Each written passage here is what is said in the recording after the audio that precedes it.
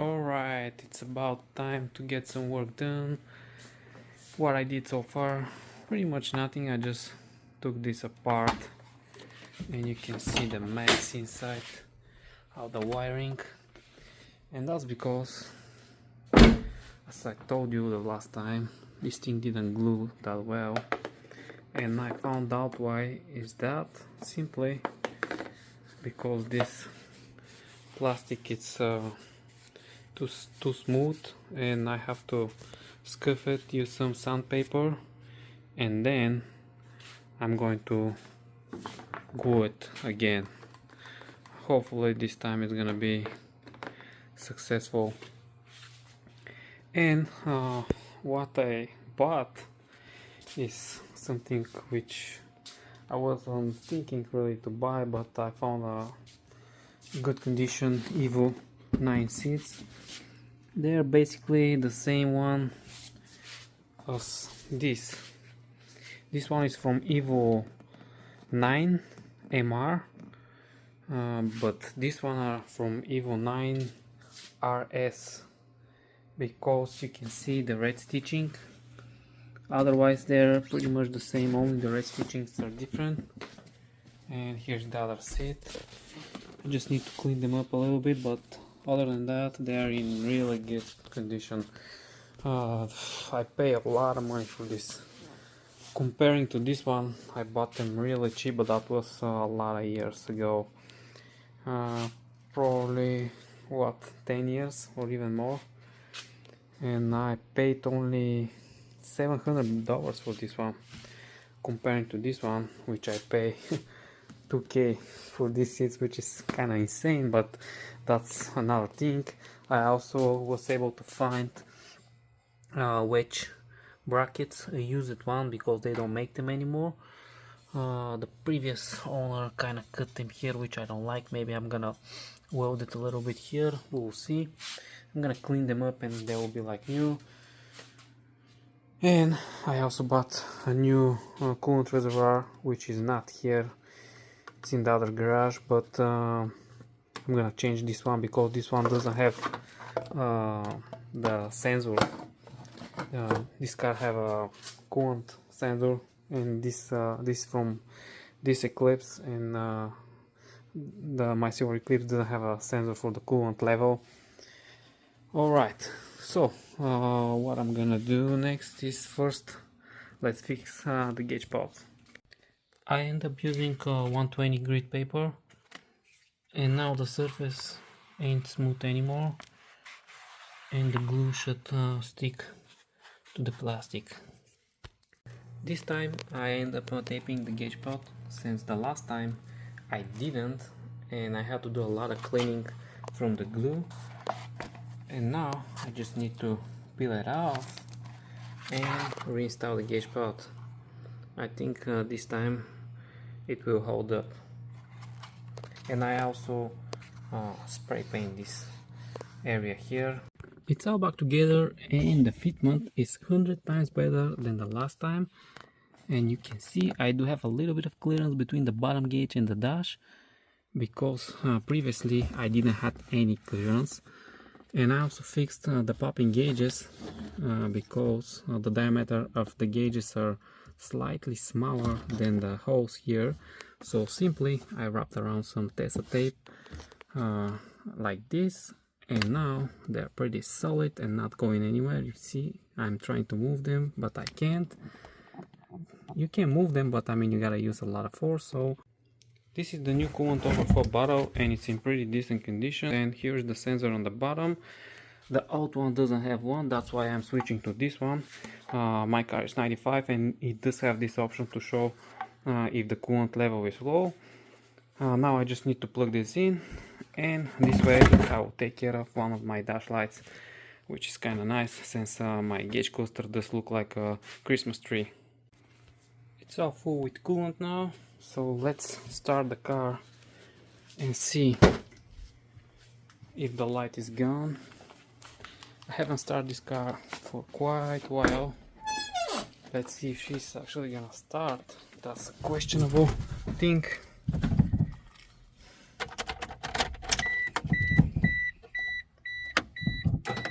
This is the coolant overflow bottle light. This is for the coolant.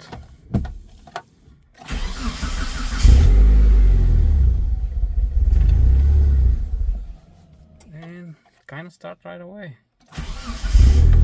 Or actually no. I think this is the coolant light, and this is what was this? I have to check. Actually, I just remember, I think this is for the washer fluid. I think so, should be.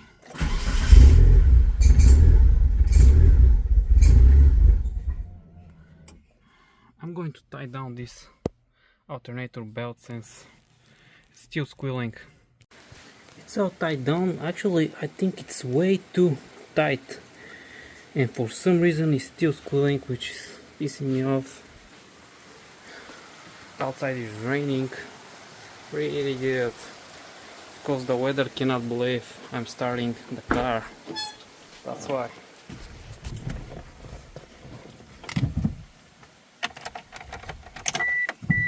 Let's see.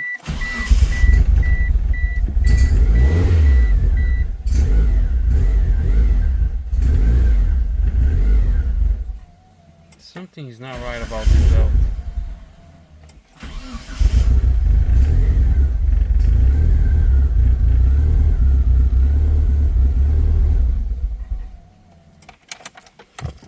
Just cracked open the throttle screw since my car doesn't want to idle when it's cold, and maybe I have some kind of leak, or I don't know, just don't have time to deal with this.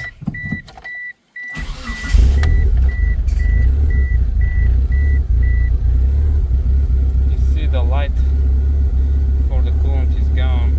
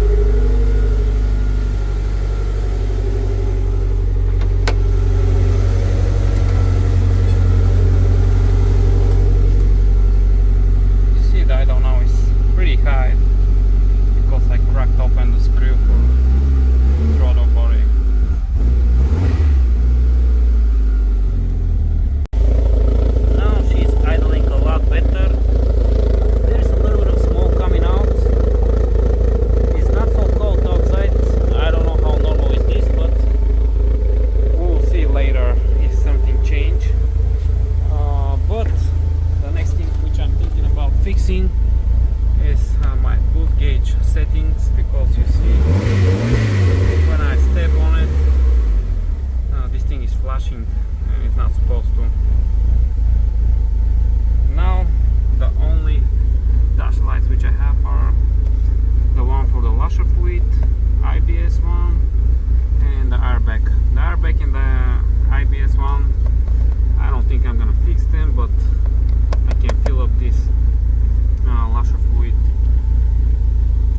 Well, I tried to fill up the washer fluid. I said to myself, this is something simple, it won't take any time, but it turned out that my reservoir is leaking, which kinda sucks big time, since I don't think they're selling these seals anymore.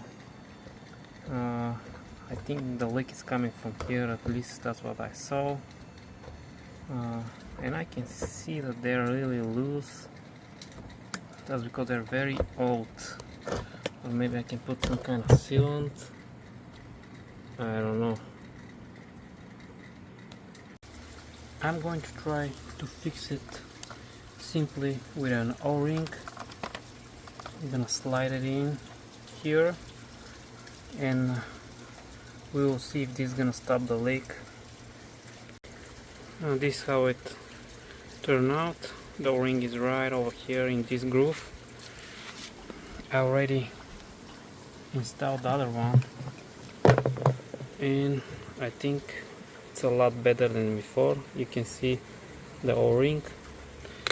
We'll see if this is going to help with the leak. I think that the leak is fixed. I don't see any drops of water, so that's good. So far it's not leaking, but actually at the beginning I saw a few drops from this pump, so I readjust the position of the pump and the leak stopped. So maybe later I'll have to buy an aftermarket pumps, and what I found out that they actually come with the seals, so I'm gonna use the seals from the new pumps, but that's gonna be later. For now they're gonna be fine like this. And let's see if the white will go away. And you can see there is no more washer fluid white, and now I just have the ABS one and the airbag, so not bad. And this is my handbrake. I'm in the process of programming the gauge, since right now the lights are flashing way too soon. This gauge can display the RPM and the boost, but I'm gonna adjust the boost settings because it's gonna be a boost gauge. So basically it's connected to the key span, and then it goes to the computer, and I downloaded the app which is required to adjust the settings, and through here I can switch between the RPM and the boost. So I already readjust the boost settings. You see my max boost is 20 psi and it's gonna flash, and if I switch to progressive, it should show me the RPMs here on the gauge. I'm gonna test it out because I also hooked up the wire for the RPMs. And the one thing which is kind of nice, you have overboost warning. I mean, I set it up to 27 psi, and probably it's gonna flash, or I don't know what's gonna happen when it's overboost, but let's test it out and see if anything changed. The boost settings are all good now.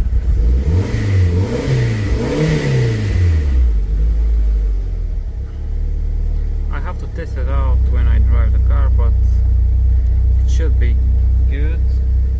I tried to switch the RPM mode, but it didn't work out for some reason. I played around and I couldn't figure it out. Maybe the wire which I chose is the wrong one, or I don't know. I have to check it out, but I don't need it. I just hooked it up to see how it looks. It's alright, as long as this thing is fixed. The next thing which I'm gonna do is install a steering wheel cover. I bought this one for my Evo 8 steering wheel, because you can see this steering wheel have seen better days.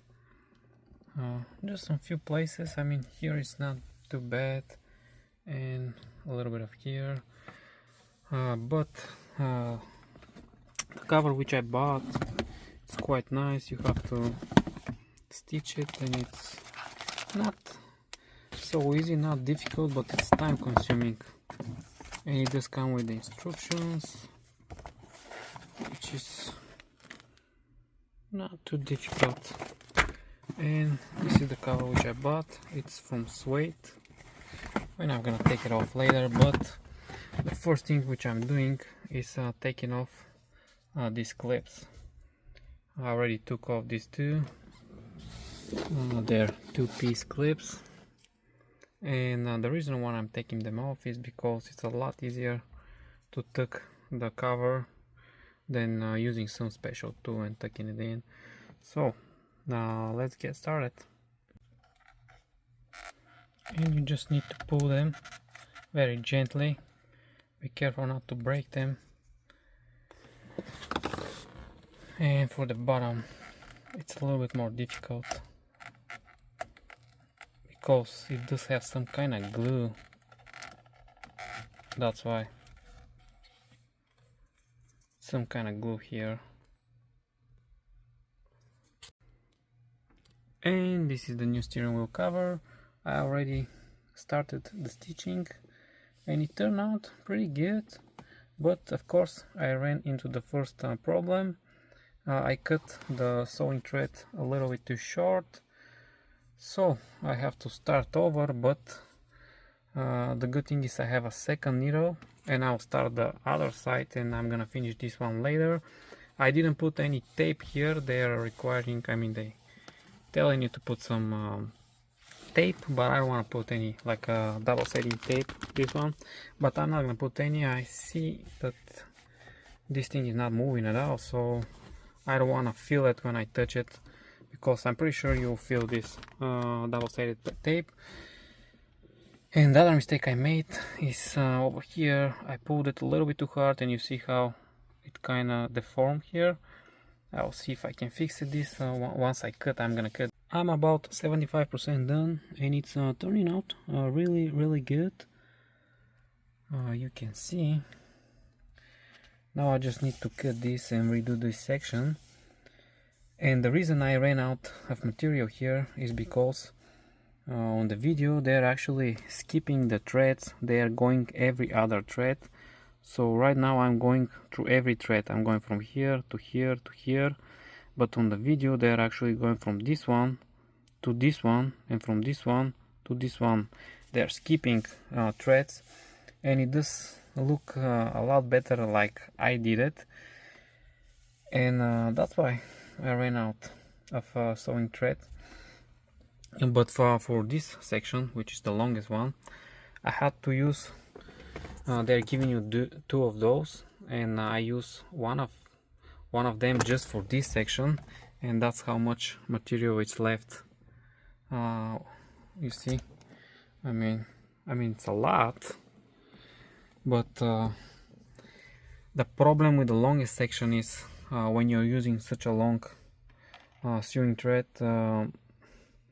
it's really difficult, because this thing is twisting and you have to fix it to make it look nice. You see over here, let me show you, it's fixed, like, I mean, everything is pretty much perfect. But if you go here at the beginning, so let me see if I can focus it, but some of those are slightly twisted. I mean, it's not really visible, but it's not like here everything is perfect. Over here on some places they're slightly twisted, maybe once or twice, like over here. And the problem is that here I couldn't close the gap. It's not really visible, but I cannot close it, and over here I can't completely close it. It's almost, and on this section it's a little bit better, because I found a really good trick to do this. It's like you gotta hold the steering wheel like this from both sides, and then you use your needle and start pulling, like you go like, let me see, you go like this, let me focus, you go like this and pull, then go to the next one, to the next one, to the next one, until you come to the end, and that's how you make it tight, because it's kind of difficult otherwise. But I'm gonna show you here on this section, when I take off this, how to start it and how to end it. I already tried to show you on the first section, but I don't think the video turned out that good, because I'm holding it with one hand. But I'll try to do a better video on this one, so you can get the idea, at least for how to start and how to end, because this one is pretty simple, but starting and ending, it's a little bit more tricky. I mean, it's not tricky, but it's, let's say, it's what you want to see most likely. Like over here, I started it from inside and you cannot see it, and when you go to the other side, I'm going to end it from the inside, not from the outside, and I'm just gonna tie a knot. Usually they burn it, but like over here, I started from here and I ended it here, and I didn't have to burn anything because it's from inside, and I just tie a knot from inside, and you cannot see it. I mean, I don't have to burn it with lighter or anything, because that's what usually the other people are doing, at least that's what I saw. So the only place which I'm going to use a double-sided tape is right over here. You can see why. because this section here on the back is slightly curved, and that's why I'm gonna put a little bit of double-sided tape. The first thing is to make a knot on the end of the sewing thread, and after this you're gonna come over here and you see the end of it, of the thread here. You're gonna pull the needle, just 1 second. You're gonna pull the needle through here like this, you see, and then you're gonna keep going, and after this you're gonna go right on the middle. Right, just 1 second, let me make it a little bit more clear for you.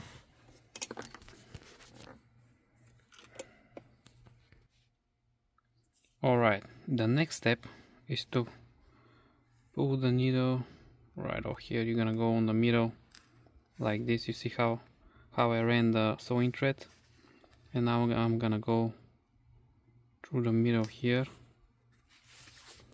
like this, and you see what's going on. Again, it's going to make a knot on the end. Let me just keep pulling, just 1 second. Now you see I'm pretty much on the end. Let me keep pulling, and I made another knot here, you can see. And the next step is to cut this, because it's a little bit too long, just cut it a little bit shorter. And the next step is to go through this hole, through the first hole, through this one, but from the inside, from over here, from inside. Just pull the needle through, just like this, and pull the needle. There we go, and you're all done. You won't be able to see this once you stitch it, and now you just have to keep going. Now I'm going to the first thread on the other side, you can see, and I'm going to pull like this, and then I'm gonna go to the next one, to this one. Actually, I'm gonna go back to this one,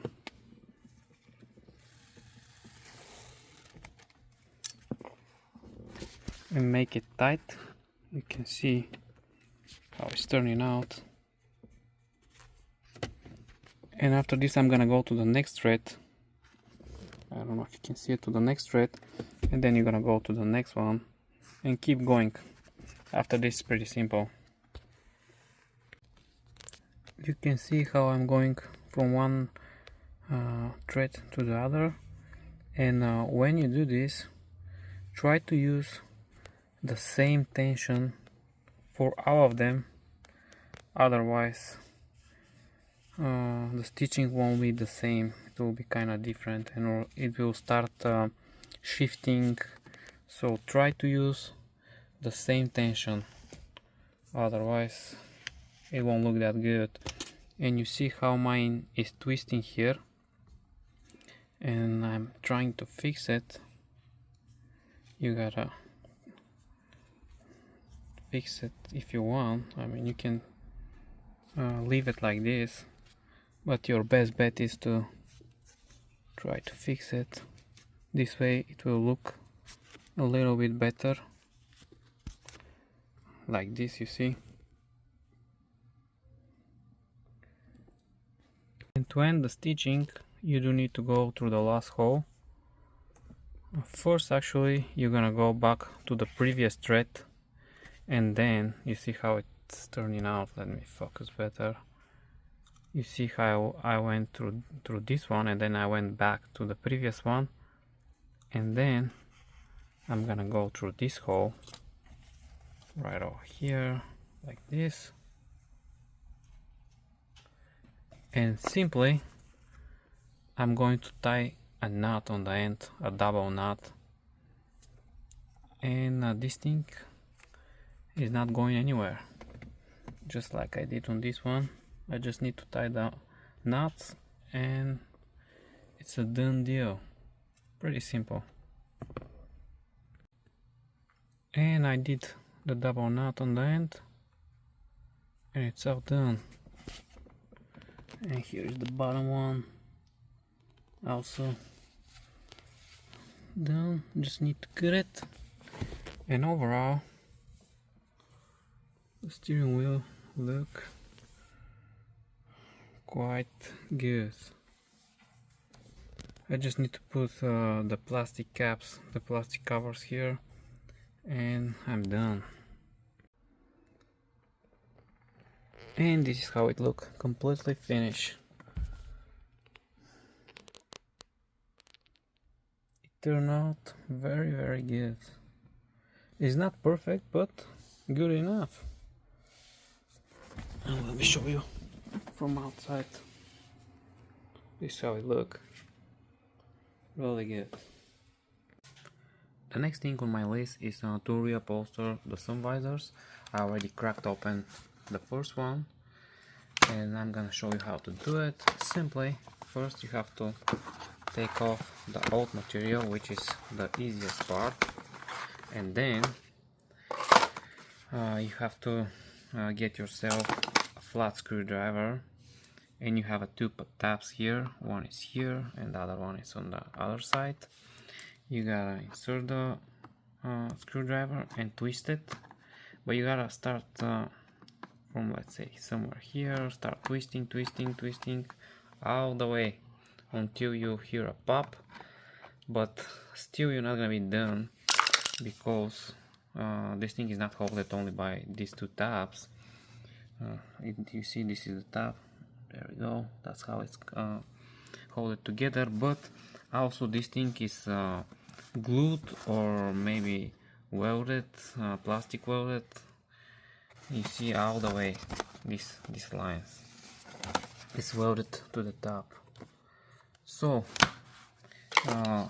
when you try to crack it loose, it might crack open, but if it doesn't, you gotta get yourself a hammer and tap your screwdriver on the back. This way you can break off these welds. At least on these sun visors it's like this. I don't know if they changed it on the 97, because this one I already did them. I still haven't finished them, but I did them a few years back. I'm gonna show you later. I still haven't glued them together, but they are pretty much done.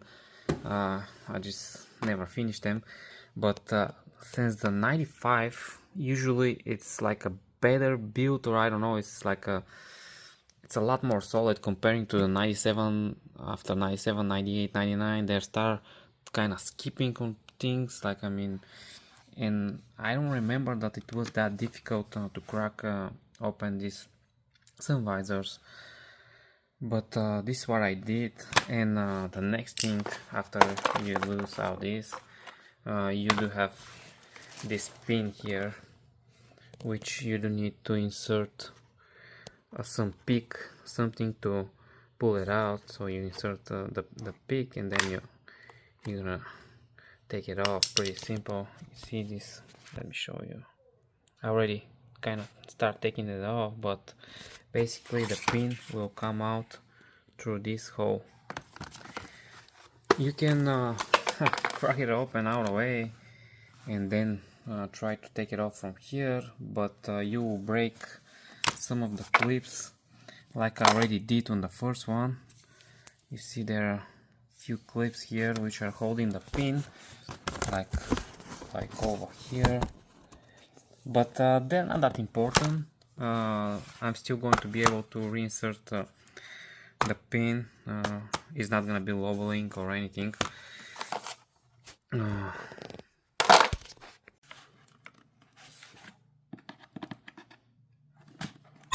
You can hear how this thing is popping off. This is actually breaking the welds. I already broke out these welds here, but here is the difficult part.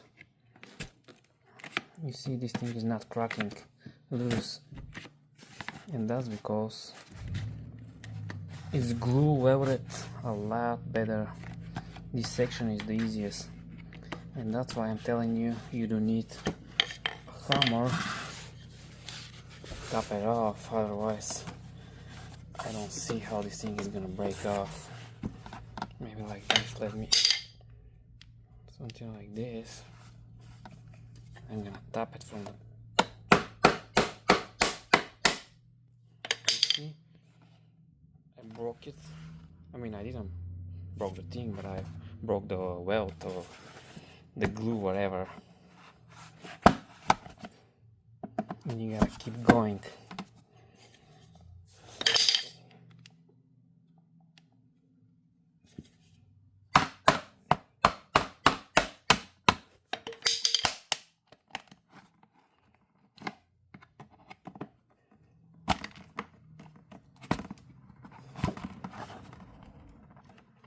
And that's what you have to do pretty much. It's time consuming, at least on these 95 sun visors. I have to recheck and see how was the 97 one. And when you're using the hammer, try to hit it right on the middle between the welds. Otherwise, here is good, you can see. Otherwise, you can see on the other side, when I hit it, I broke off this top piece.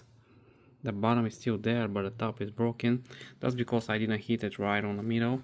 It's not a big deal, that's not gonna affect anything, but try to hit it on the middle. And now, to be able to completely open the sun visor, I do need to take off the pin here. Like I told you, you can use a little bit of force and crack it loose, but it will break some clips, so your best bet is to take off the pin. And this is the pin which I'm talking about. Mine is a little bit rusty and it's a lot more difficult to be taken off, but simply use the pick and pry it off, or something like this. I mean, use a pick to start it, and then you can use something like this to pry it off. It should come quite easily, as long as it's not rusted like mine. Mine is a little bit more difficult, just because of this. And after you take off the pin, the last thing you need to break off is this thing right over here. This is the last piece of the puzzle. You should be able to open the sun visor with hands. It won't be that easy, but don't worry, you won't break anything. It's just gonna pop and it will get loose. And these are all the plastic pieces I painted black. This one actually is not plastic. Hopefully the paint will stick to it. And I use some plastic adhesion this time, because previously I was only using this one in stained black, the final color, but this time I decided to use some of this crap. Hopefully it will stick better. The first sun visor is ready and it turned out pretty good. I only messed up on one place, and it's this hole, because when I close it you can see a little bit of white. I don't know if this thing is gonna be visible, but maybe I will put a little bit of black paint here, because the hole is kind of difficult to do. You gotta stretch it, and I slightly messed it up, but it will be fine. It's alright, not a big deal. And now for the second one, I kind of ran out of material. Good thing I found the old scrap piece. You can see some glue on it, but that's alright. This from the sunroof actually, when I was doing the headliner. And this is some scrap material. but it will do the job because I don't want to buy a whole roll just for this. The sun visors are assembled, and the only thing left is to glue the two pieces together. But let me show you the difference between a broken clips for the pins and not broken one. So when they're broken, you can still open the sun visor like this. You can see how this thing is crooked. But once you glue it, it's gonna be fine. I mean, this thing is not going anywhere. But here is the example with the good clips, and you can see I cannot open the sun visor more than this. So it's a good idea to not break them, try to save them if you can. But I have another problem which I found out. I decided to test the lights before I glue everything together, and it turned out that the lights are not working. And the reason for this is because this is the ground wire, and when you open the lid, the lights are supposed to light up, and basically this thing is connected right over here, and when you open it, this thing is moving up and touching this side, like touching the metal here, the other side of the bulb, the ground side. And since this thing is broken, my lights are not working. It's supposed to be like this. You see the left side. Let me close it. You see how it's moving.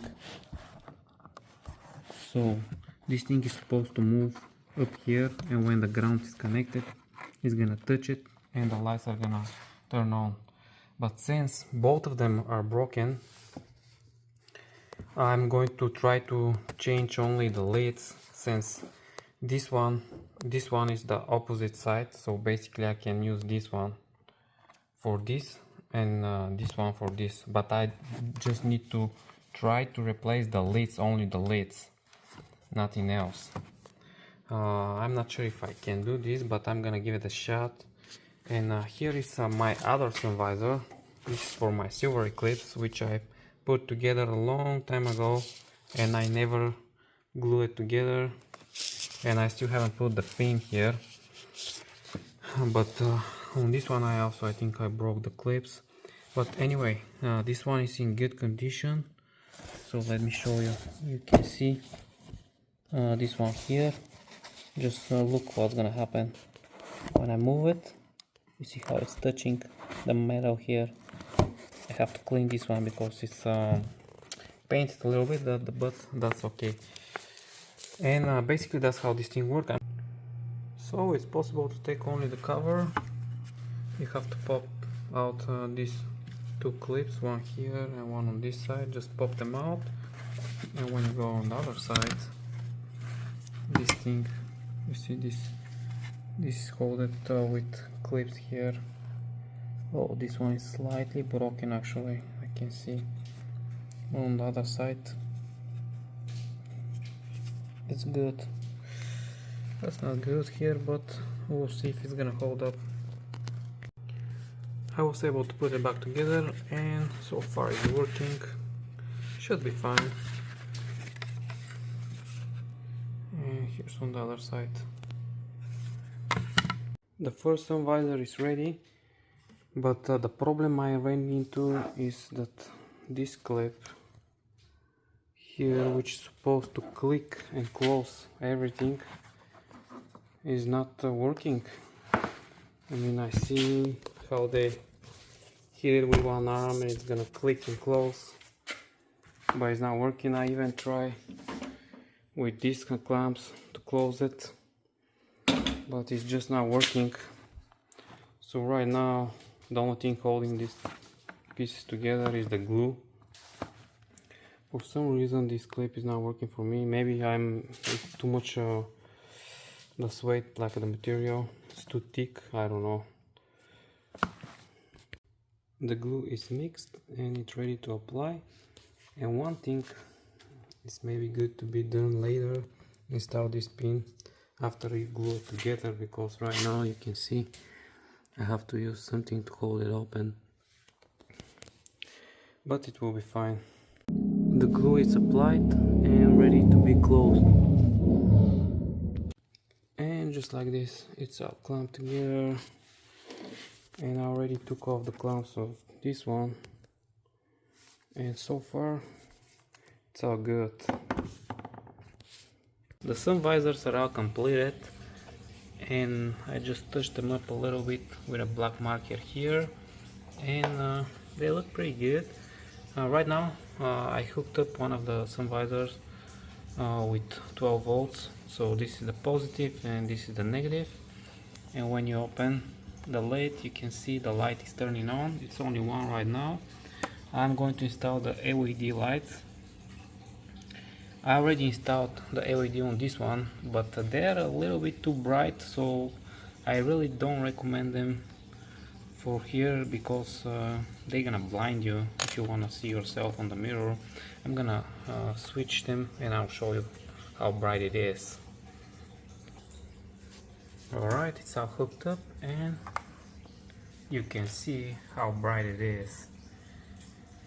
So if you wanna blind yourself, you can buy these bulbs, but I really don't recommend them.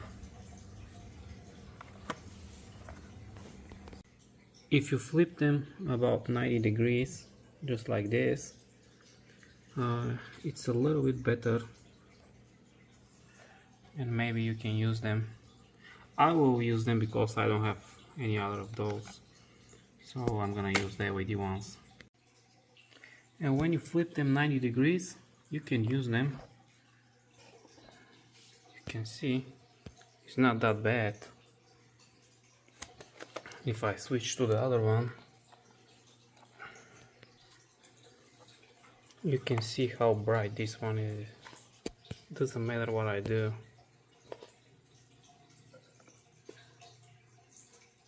The sun visors are mounted, and now the interior look more completed, but for some reason the lights don't work.